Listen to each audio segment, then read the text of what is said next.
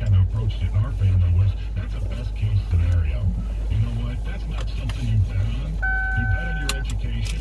You bet on setting everything up. So, if things fall apart, you end up getting hurt, whatever, this is where you're going to end up being.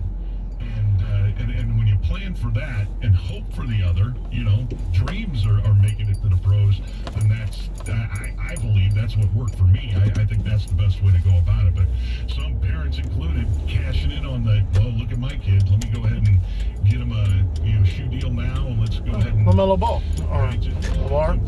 Lamar. There's fun in the whole thing.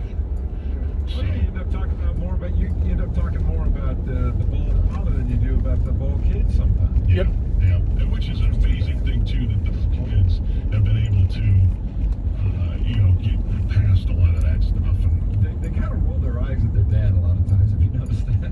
No, I don't pay attention to it. I don't know where they are on the. I just know that your dad is out there, kind of a thing. That they to me, that they answer the questions pretty well. They don't come out and they don't embarrass him, but they don't put themselves in a situation. They are fairly well damn it for a pro game at this point, because I guess they've had to, because of the way the day is. Yeah. I've always got the question for them. Fuck!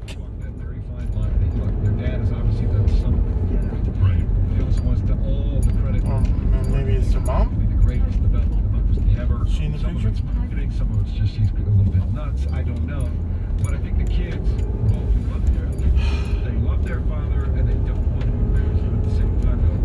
They're getting kids. Stop.